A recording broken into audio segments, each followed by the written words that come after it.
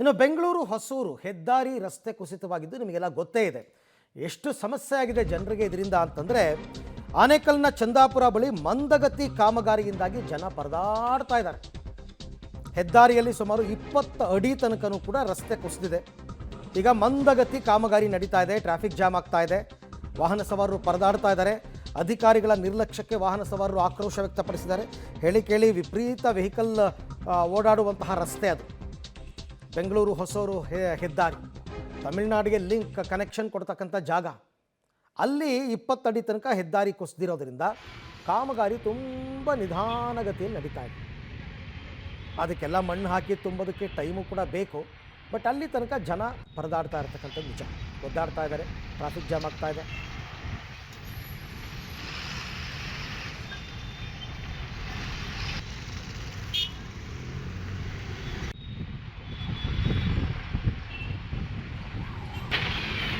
ಇಲ್ಲಿ ಚಂದಾಪುರ ಇಂದ ಅತ್ತಿಬೆಲೆ ಗಂಟ ಈ ನ್ಯಾಷನಲ್ ಹೈವೇದು ರೋಡ್ ಒಂದು ರೆಡಿ ಮಾಡ್ತಾ ಇದ್ದಾರೆ. ಆದ್ರೆ ಇದು ಕಿತ್ತಾಕಿರೋದ್ನ ರೆಡಿ ಮಾಡಕ್ಕೆ ಇವ್ರಿಗೆ ಜನ ಇಲ್ಲ.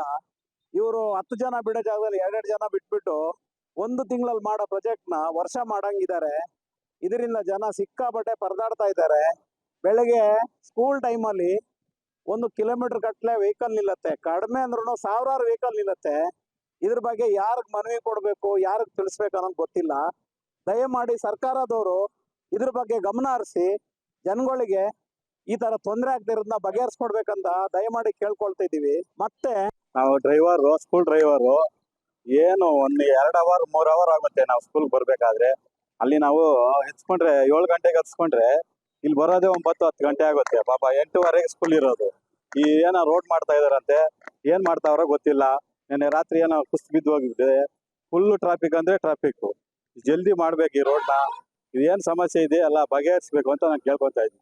ರಾತ್ರಿ ಏನೋ 4 ಗಂಟೆ ಅಂತ ಅಂದ್ರು. ನಾವು ನೋಡಿದ್ವಿ, ಬಂದು ಎಲ್ಲ ಕುಸ್ಬಿಟ್ಟಿತ್ತು. ಏನ್ ಫುಲ್ ಟ್ರಾಫಿಕ್ ಜಾಮ್, ಅತ್ತಿಬೆಲೆ ಗಂಟ ಟ್ರಾಫಿಕ್ ಜಾಮ್, ಈ ಕಡೆ ಹೆಬ್ಗೋಡಿ ಗಂಟ ಟ್ರಾಫಿಕ್ ಜಾಮ್. ಯಾವ ತರ ಇದ್ ಮಾಡ್ತಾ ಇದಾರೆ ಗೊತ್ತಾಗ್ತಾ ಇಲ್ಲ. ಇನ್ನು ಬೇಗ ಮಾಡ್ಬೇಕು ಅಂತ ನಾನು ಮನವಿ ಮಾಡ್ಕೊಂತ ಇದ್ದೀನಿ. ಇಷ್ಟು ಬೇಗ ಎಲ್ಲ ಕಾಮಗಾರಿ ಮುಗಿಯುತ್ತೆ ಅಂತ ಎಕ್ಸ್ಪೆಕ್ಟೇ ಮಾಡಬೇಡಿ. ನಮ್ಮಲ್ಲಿ ರಸ್ತೆ ಕಾಮಗಾರಿಗಳು ಅಥವಾ ವೈಟ್ ಟ್ಯಾಪಿಂಗ್ ಕಾಮಗಾರಿಗಳಿಗೆ ಇವರು ನಿಗದಿತ ಸಮಯಕ್ಕಿಂತ ಹೆಚ್ಚು ತಗೋತಾರೆ. ಅಂಥದ್ರಲ್ಲಿ ಈಗ 20 ಅಡಿ ಆಳ ಮುಚ್ಚಬೇಕು ಅಂತಂದರೆ ಹೆಂಗೆ ಸಾಧ್ಯ? ಸದ್ಯಕ್ಕಂತೂ ಈ ಸಮಸ್ಯೆ ಬಗೆಹರಿಯೋ ರೀತಿ ಕಾಣಿಸ್ತಾ ಇಲ್ಲ. ಇನ್ನು ಸ್ಥಳದಿಂದ ನನ್ನ ಕೊಲಿಗೊಂದು ಒಂದಷ್ಟು ಮಾಹಿತಿ ಕೊಡ್ತಾರೆ, ಪ್ರತ್ಯಕ್ಷ ವರದಿ ನೋಡೋಣ. ರಾಷ್ಟ್ರೀಯ ಹೆದ್ದಾರಿ 44ರಲ್ಲಿ ನಿನ್ನೆ ಬೆಳಗ್ಗೆ ಚಂದಾಪುರ ಸಮೀಪದಲ್ಲಿ ಒಂದು ರಸ್ತೆ ಕುಸಿದು ಸಾಕಷ್ಟು ಟ್ರಾಫಿಕ್ ಜಾಮ್ ಸಮಸ್ಯೆ ಉಂಟಾಗಿತ್ತು. ಆ ಸಮಸ್ಯೆಗೆ ಏನಂತಾರೆ, ಕಳೆದ 6 ತಿಂಗಳಿಂದ ಚಂದಾಪುರದಿಂದ ಹತ್ತಿಬೆಲೆವರೆಗೆ 12 ಕಿಲೋಮೀಟರ್ ವ್ಯಾಪ್ತಿಯಲ್ಲಿ 3 ಅಂಡರ್ ಪಾಸ್ಗಳು, ಜೊತೆಗೆ ಚಂದಾಪುರ ಬಳಿ ಇರುವಂತಹ ರೈಲ್ವೆ ಏನು ಟ್ರ್ಯಾಕ್ ಇದೆ, ಟ್ರ್ಯಾಕ್ ಬಳಿ ಸಹ ಕಾಮಗಾರಿ ಪ್ರಾರಂಭ ಆಗಿದೆ. ನಾನು ನೇರವಾಗಿ ದೃಶ್ಯಾವಳಿ ತೋರಿಸ್ತಾ ಹೋಗ್ತೀನಿ. ಈಗಾಗಲೇ ನಾನೇನು ತೋರಿಸ್ತಾ ಇದ್ದೀನಿ, ಈ ಒಂದು ಭಾಗದಲ್ಲಿ ನಿನ್ನೆ ಬೆಳಗಿನ ಜಾವ ಈ ಕಾಮಗಾರಿ ನಡಿಬೇಕಾದ್ರೆ ಒಂದು ಭೂಕುಸಿತ ಆಗಿ ಅದೃಷ್ಟವಶ ಯಾವುದೇ ಅನಾಹುತ ಸಂಭವಿಸಿಲ್ಲ.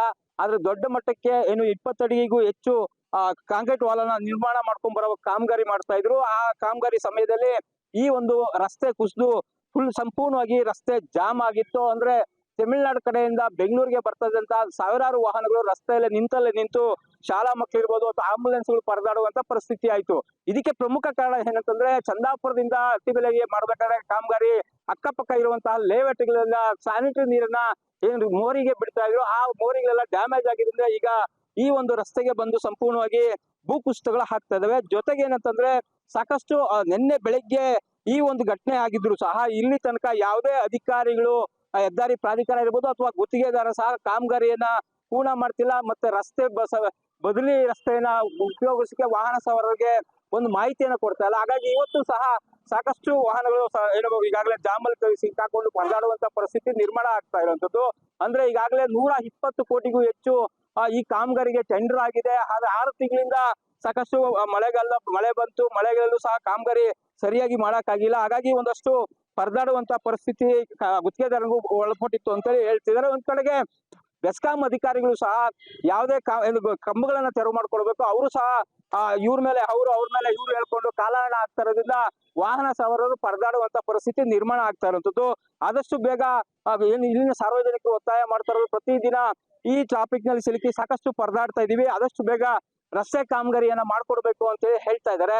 ಒಂದ್ ಕಡೆಗೆ ಗುತ್ತಿಗೆದಾರ ಕಾಮಗಾರಿಯನ್ನ ವಿಳಂಬ ಮಾಡ್ತಿರೋದ್ರಿಂದ ಪ್ರತಿನಿತ್ಯ ಆಂಬುಲೆನ್ಸ್ಗಳಿರ್ಬೋದು, ಶಾಲಾ ವಾಹನಗಳ ಮಕ್ಕಳು ಇರ್ಬೋದು, ಎಲ್ಲರೂ ಸಹ ಪರದಾಡ್ತಿದ್ದಾರೆ. ಹಾಗಾಗಿ ಸ್ಥಳೀಯರ ಒಂದೇ ಒತ್ತಾಯ ಆಗಿರುವಂತದ್ದು ರಸ್ತೆ ಕಾಮಗಾರಿಯನ್ನ ಬೇಗ ಮಾಡ್ಕೊಡಿ ಅಂತೇಳಿ ಒಂದು ಒತ್ತಾಯವನ್ನ ಮಾಡ್ತಾರೆ. ಆನೇಕಲ್ಲಿಂದ ಅಂಬರೀಶ್, ಪಬ್ಲಿಕ್ ಟಿವಿ.